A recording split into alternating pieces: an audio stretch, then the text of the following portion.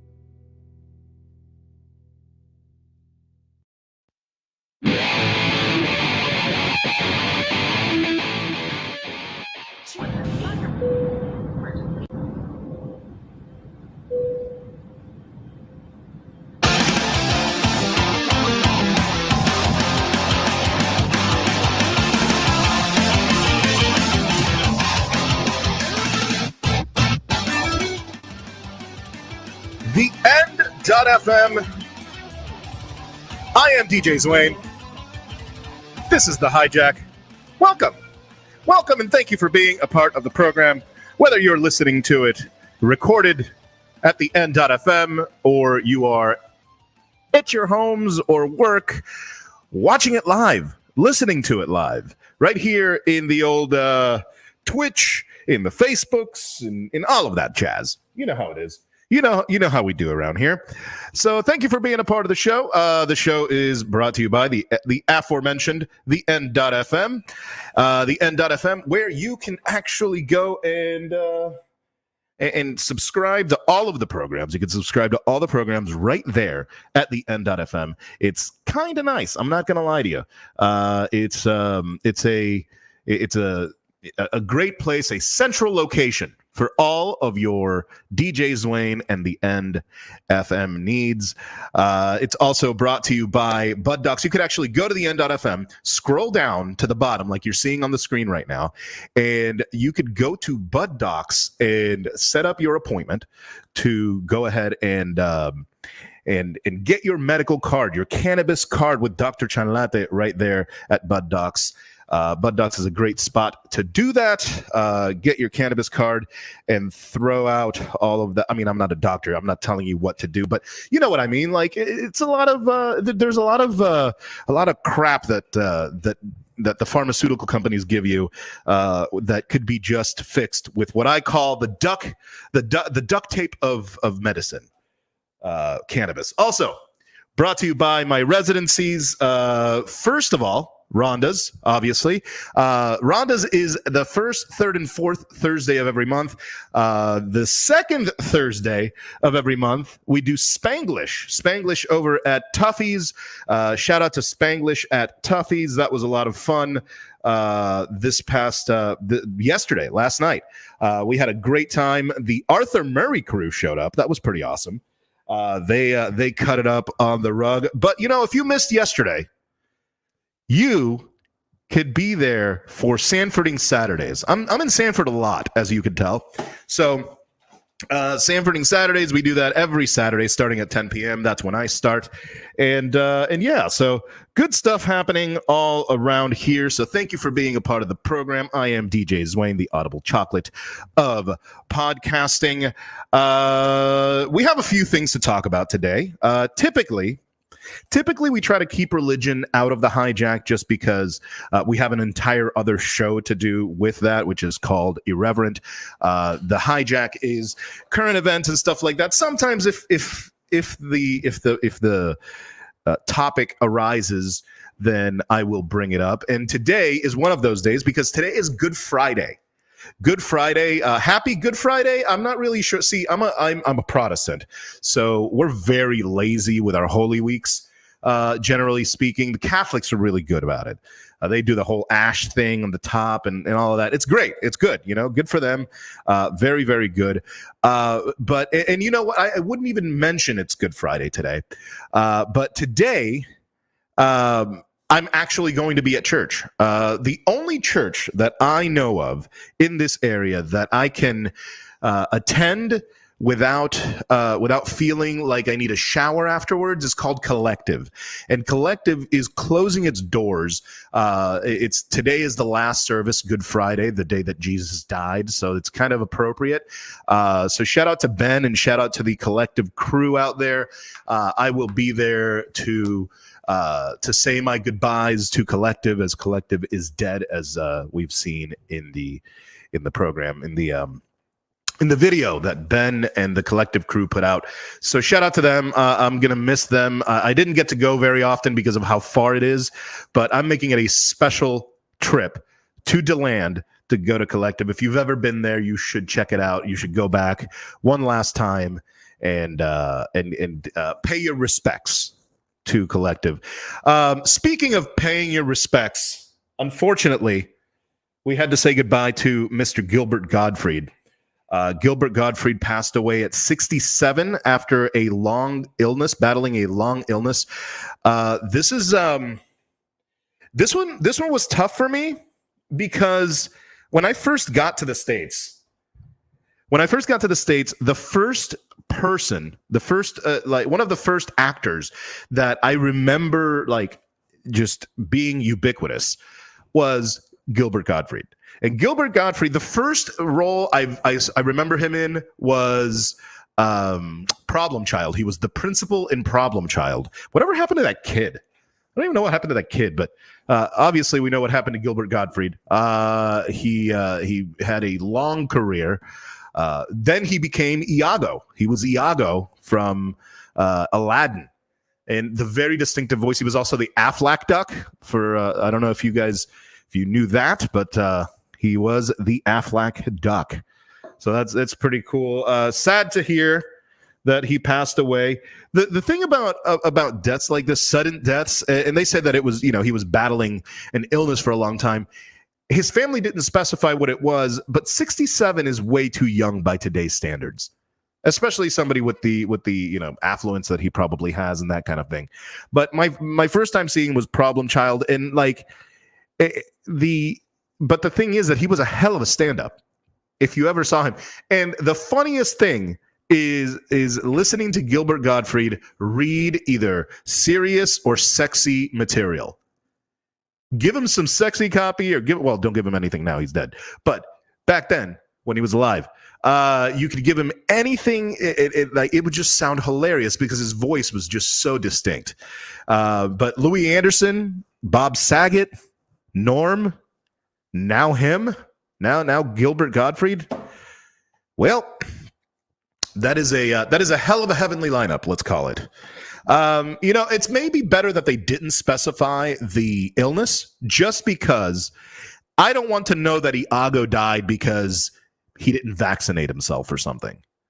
I just want to know him as the hilarious comedian that I knew him as, or that I grew up watching him as.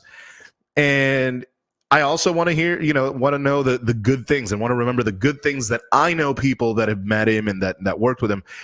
Those people have said good things about Mr. Gottfried in the socials. So now for some alive news. Ketanji Brown Jackson. Ketanji Brown Jackson is the new Supreme Court justice, for those of you living under a rock, and many of the Republicans walked out. In fact, the only Republican to give a standing ovation to the Supreme Court justice was Mitt Romney. Good for Mitt Romney is a sentence I never thought I would say. So, got to give credit where credit is due. The Senate voted 53-47, which is basically as expected. There were 3 Republicans who voted to confirm Justice Jackson, including Mitt Romney, but also Lisa Murkowski of Alaska and Senator Susan Collins of Maine. So Republicans, you know what the thing is? The thing to me is that Republicans are... they love to call people dramatic snowflakes. And then they pull some shit like this. And I know, hashtag not all Republicans. I'm going to have some Republicans. Oh, well, Lisa Murkowski and Susan Collins. Well, okay, yeah, fine. You got 2. But good Lord, man. In addition to making history, arguably the most important thing is her qualifications. I think everybody would agree with that. I don't think that the idea of bringing somebody on because of their skin color or because of whatever, their gender, I don't think that those things, obviously, they don't supersede the qualifications of this person. And she is one of the most qualified people on that court. Definitely more qualified than Boofin' Brett. Boofin' beer Brett loving Brett Kavanaugh. I like beer. Definitely more qualified than Brett. Old Brett Poo. Bretty Poo. Brett, why... It never ceases to blow my mind, the hypocrisy of the Republican Party. And by extension, evangelicals, but we're not talking religion right now, even though it's Good Friday, you know. Shout out to Judas for the long weekend. So I think that it is more, and like back in the 90s, I remember that it was kind of like more subdued. The bigotry, the racism, the hypocrisy was more subdued. It was more, you know, lowercase, I would say. Lowercase? Like under the table. It was not as overt. And now it's just like, yeah, no, we're just not doing that. Why? Because we don't want to. But it's not what Jesus would do. Now I'm talking the Christian Republicans. Yeah, but you know, we're not here to run a church. It's a government. It's silly. It's silly. Now, I wanted to talk about something that I have that we haven't done the show in about a month. My birthday happened. We only do the show twice a month, or we only do once a month. We do an irreverent, and then once a month we do a hijack. I stopped the hijack last month, landed right on my birthday, my birthday weekend. So I decided to not do the show. And since then, this is one of those things that has really chapped my ass and really has like just. Have you ever followed somebody on social media that you didn't know what they sounded like a band or an artist that you didn't know what they sounded like, but you followed them because other people that you admire in whatever field also follow them? And then you find out what they sound like or what their product is, and you're just like, really? Yeah. Well, that happened to me, and it happened to me on my birthday weekend. It was a band. Well, it was the lead singer of a band, Zakk Wylde, from a band called Black Label Society. And, you know, he's followed by other heavy music fans or heavy music bands and heavy music band members that follow him that I listen to. So I'm like, oh, Zakk Wylde, cool. Black Label Society. I like Black Label. That's one of my favorite scotches. Why not? So I give him a follow. This is probably 4 months ago, maybe. And then I walk into one of my gigs. I'm not going to say which one. One of my weekly gigs. And there is a playlist where they are only playing butt rock. And for those of you who don't know what butt rock is, it's the whatever local rock station. In our case, it's WJRR. It's the radio station locally that says we play nothing but rock. Nothing but rock. We don't play that pussy rock. We play rock and blah, blah. You know that station. Whatever city you're in, that station. That's what in the music that they play is called butt rock. We call it butt rock. And so all of this, I mean, I'm talking like Buck Cherry. I'm talking Nickelback. I am talking, in this case, Black Label Society. So I'm listening to this music, and it's just like, oh, and it's like song after song. And I'm like, who the hell is this? And I look it up, and it says Black Label Society. And I'm like, wait a minute. I know this band. I think I follow somebody from this band. Oh, my God, it's that guy. And I unfollowed him immediately. I'm sure he's a nice guy. I am sure he is sweet. I am sure he is very fucking cool. I'm just not a fan of the music. And it really, Jesus. The only time I remember feeling this way, like meeting somebody famous in this case, would be Jacoby from Papa Roach. Met him once. Very nice guy. Just the sweetest dude. But I'm just not into their music. This is just like, I'm indifferent. Like, their music is, I won't play it because it's not my style.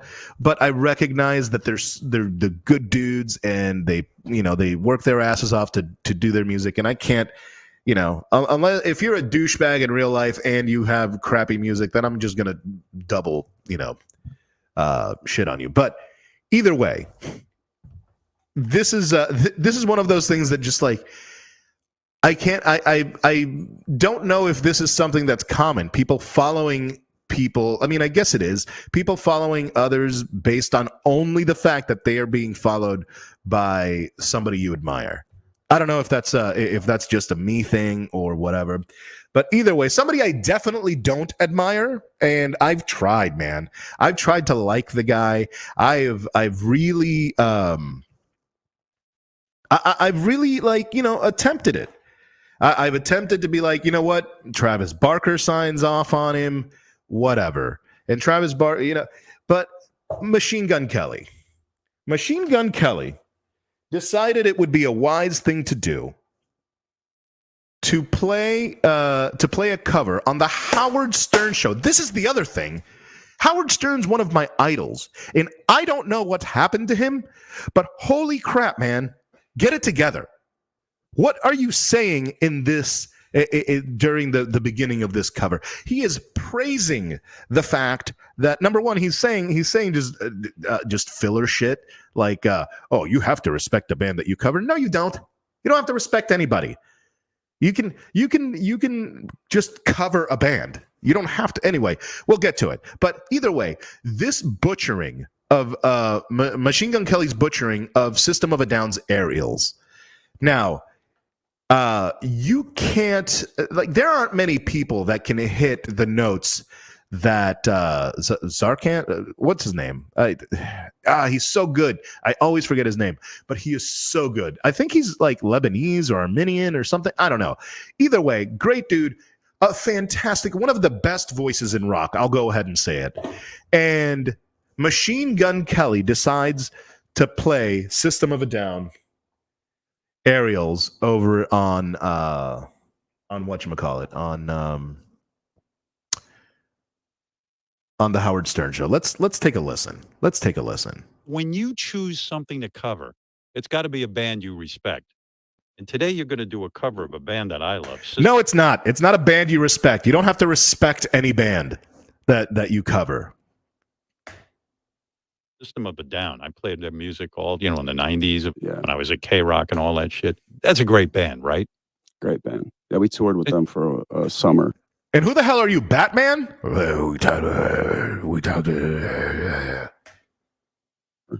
Doing these festivals in Europe, they blew our mind every night. We were like, whoa. Have you ever performed aerials at a festival or anything, or is this the first time you're doing it? We've never done aerials at all. I'm like, clearly, you've never done aerials at a festival because you would have been booed like you were booed at Riot Fest. I was at that show. I'm here to just jam it and see what happens. This is great. Yeah, we've never done this before. Yeah, the musicians have done this before. I promise you. The people that you've hired behind you, they've all played this before. There's no way this is the first time. You guys have never performed Serge's this before. voice is so. Serge's voice. That was the only contributing thing he did to this in this here. Is remind me that it's Serge Tascan or something. Touchable. It's like I'm just kind of here to just jam and have some fun. You asked for a cover, so we were like, let's do this. Guys, this is a big moment. This is an important song. System of a Down did. This is Aerials. Okay. He's got a joint.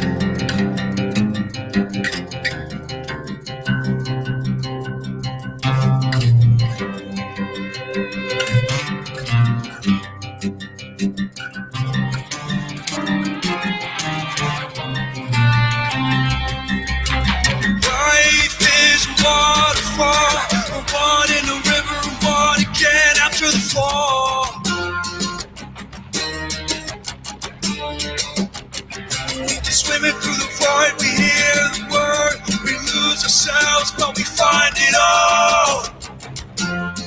So that takes away, like, there's the notes there, like, go way higher. And the other thing is, he is already at a deficit just by trying to play this song and just by trying to sing this song. But he's also making it worse by bringing on by smoking a joint while doing this. Just absolutely bananas. This dude does not know what he's doing. Shout out to the musicians, though. They sound good. We are the but you never wanna stay.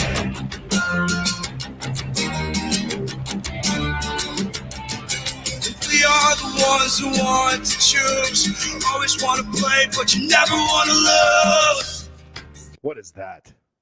What is that? Stop smoking. It's not helping. Stop smoking. It's not helping. Oh, Jesus Christ. In the sky, when you lose small mind, you free your life. Life is a waterfall. We take from the river, then we turn around and put up a wall.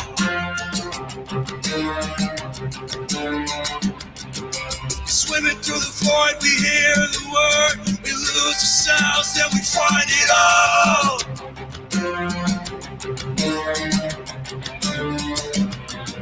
Cause we are the ones who want to play. Always want to go, but you never want to stay.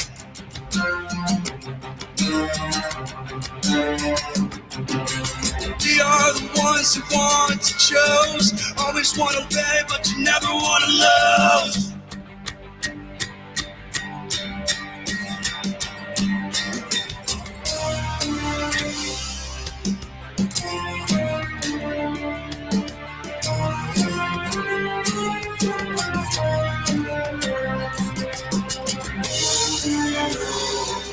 Okay.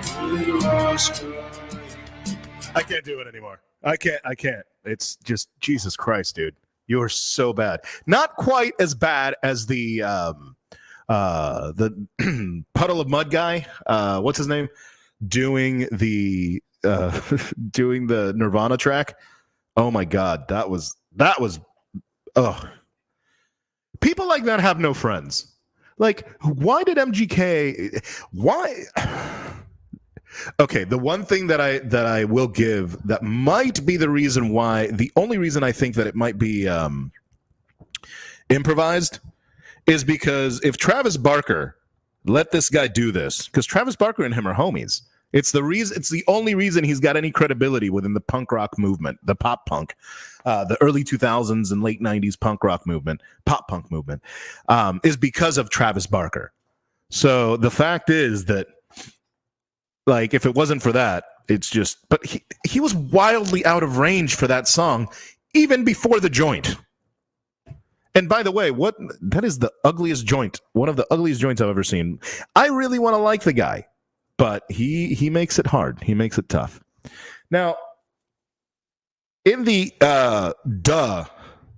department, the author of the essay, How to Murder Your Husband, accused of murdering her husband. Apparently, this is out of CBSNews.com. Nancy Crampton Brophy has remained in custody since September of 2018 for murder charges in the death of her husband, Daniel Brophy. Brophy or Brophy, I don't know. This is according to the Oregonian. Jesus, that's a hard word. Her husband was at work at the Oregon Culinary Institute the morning that he got killed, and there had been no obvious suspects. The students found him dead as they arrived for the class. He was a chef, a teacher at the Culinary Institute, and the students found him dead as they arrived for class. Talk about a traumatic day in school, especially at a Culinary Institute. You know, you expect to see dead animals, not people. Anyway, it turns out that old Nancy, is a self-published published romance writer who wrote an essay titled "How to Murder Your Husband" a number of years before his death. The judge did say that they're going to omit the essay from the trial, so they're not going to be able to say, "Hey, by the way, she wrote this thing." Like, they're not going to be able to say that, unfortunately. But maybe, I don't know. I don't know if they should or shouldn't. But either way, according to traffic cameras, Nancy's van, the lady's van, was seen in the area during the time of the shooting. And when he died, he got shot. he still had his wallet and he still had his keys. So it's not a robbery. There was no, I wonder how the essay says that the instructions, oh man, that's crazy, right? And you know what? There's a free speech thing here because of the art, and I think that Eminem might have fought it at one point for writing his song about Kim, about his ex. I think that there was some sort of trial that had to do with that. So there is that. I don't know. I don't think that that's a tough one. I mean, I guess. No, the answer is no. They shouldn't. They should totally exclude from the trial. They should exclude it from the trial because it's a piece of art, and slippery slope and all of that. Now here's a piece of news that I ran into because the algorithm knows me. Secondhand marijuana smoke from bongs is more dangerous than cigarette smoke. Huh? I don't buy it. But let's see. Like, really? Really? If secondhand smoke is more dangerous than cigarette smoke, this is out of the New York Post. The journal JAMA, JAMA Network Open is what it's called. That's the journal. Published a study from the University of California, Berkeley School of Public Health about secondhand bong smoke being more dangerous than cigarette smoke. Now, I'm not going to bore you with the techno jargon that I understood maybe 10% of it. But at the end of the day, they basically say that secondhand bong smoke is more dangerous than cigarette smoke, and they say that the component that is found called PM2.5 is the main component in wildfire smoke and has been found to be linked to lung and cardiovascular diseases. So that sounds dangerous. That sounds, here's the thing. This being the main component in wildfire smoke, which makes sense. You're heating plant matter, so obviously there is a risk of that. But here's my question: riddle me this, people. Why hasn't there been any cases of cannabis-only smokers getting lung cancer? Like, you can give me this, but if you did have that, the Drug Enforcement Administration and the anti-pot people would be parading those pictures of, messed up lungs and people dying of lung cancer because of weed smoke. There has not been a single case of lung cancer based on marijuana-only smokers, cannabis smokers that only smoke cannabis. And I'm not talking about a blunt. I'm talking about a joint. I'm talking about a bowl. I'm talking about a bong. I'm talking about all of these things. The bong smoke is what they were saying here, which, how does that differ from the joint smoke? How does that differ from all of the other smokes? That's my other question. So it's a little iffy. In a bit of good news, according to the CDC, cannabis is the most commonly used federally illegal drug in the U.S. Yay! We did it! We did it, ladies and gentlemen. We are cannabis is the most commonly used federal illegal drug in the U.S., which means that the drug war failed. Well, that and the fact that you get really you get more pure, cheaper heroin now than you did when the drug war started. So, seriously, people, stand down. Now, one of the things that I've noticed around town, and I'm sure you've noticed where you live, is apartment complexes moving up. A lot of apartment complexes everywhere. And the apartments largely all look the same.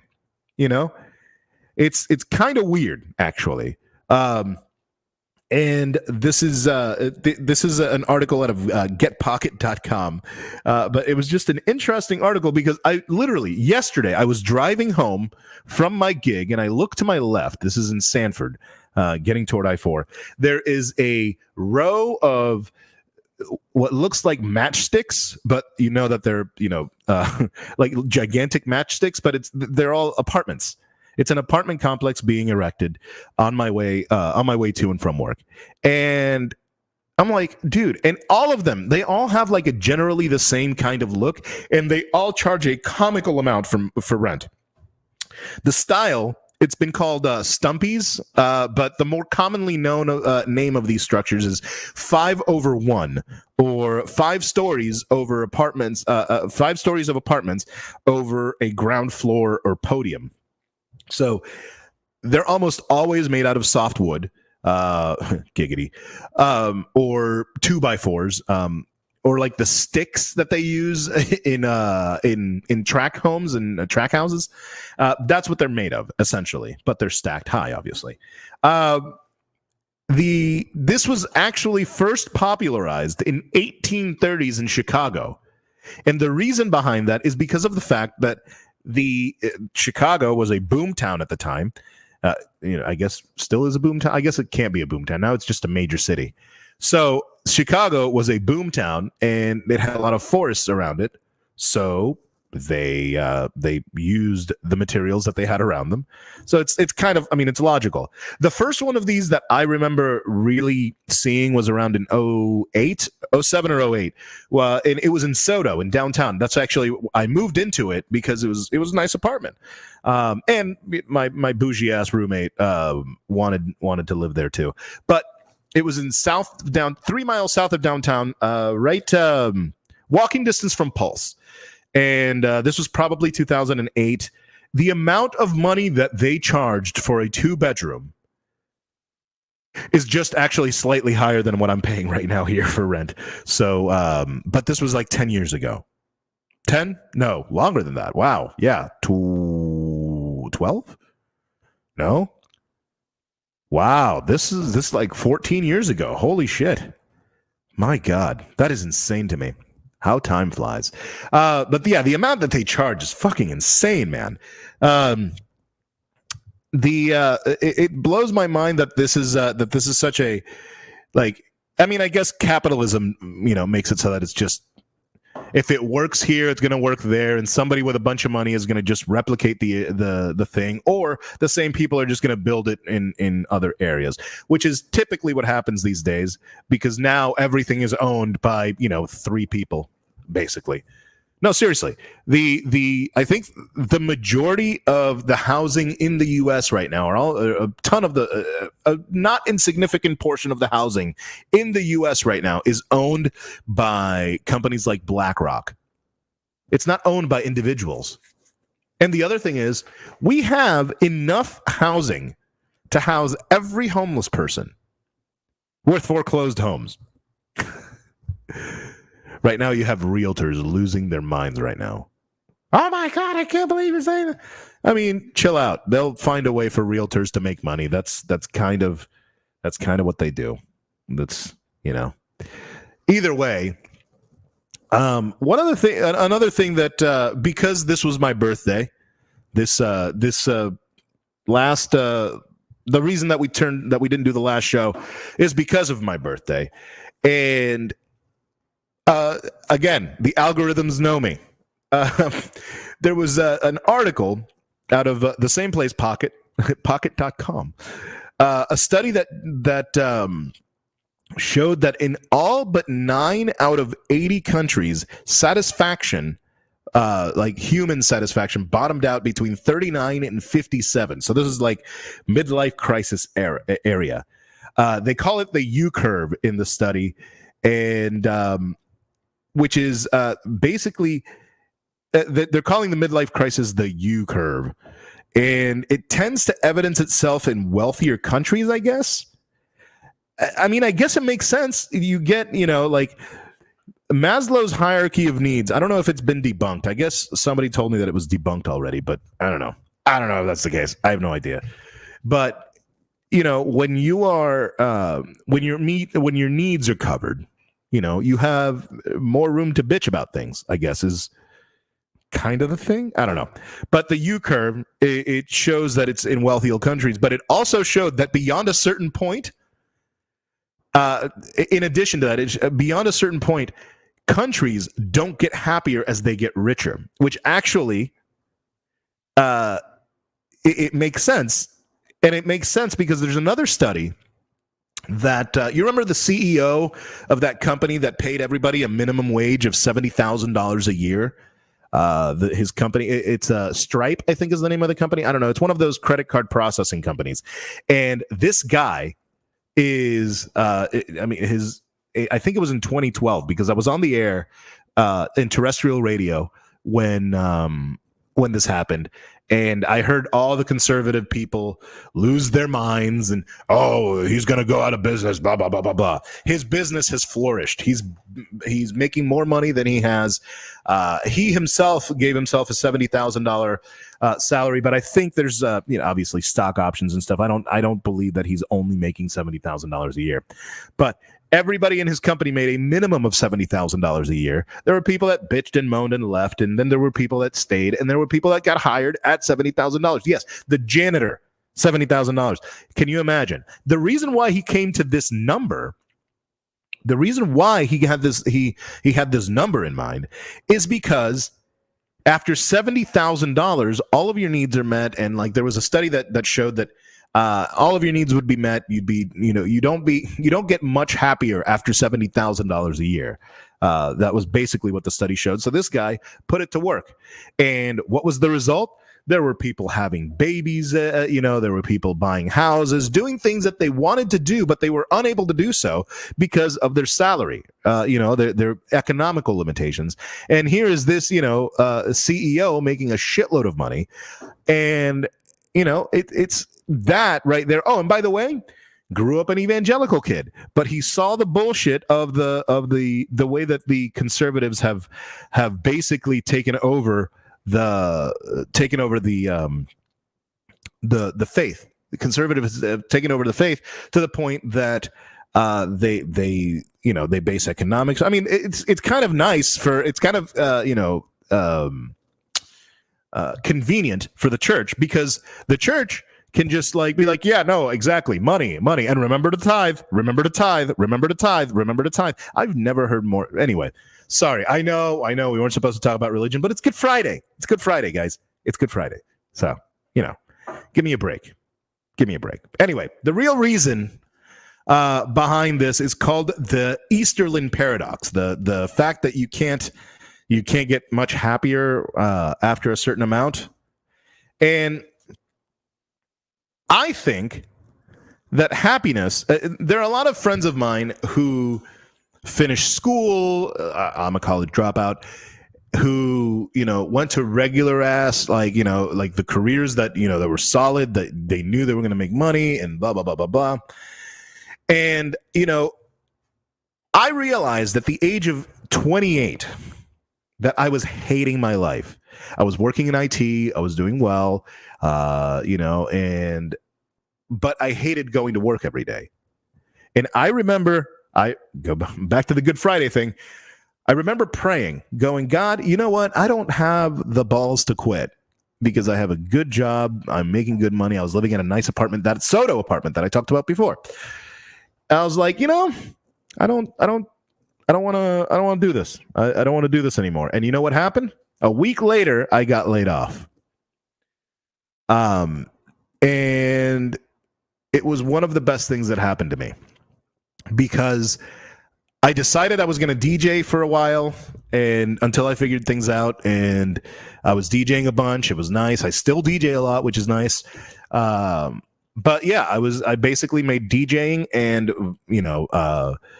searching for radio work and production work my full-time job. That was it. That's all I wanted to do. And I've kept going, and it's been tough sometimes, especially during COVID.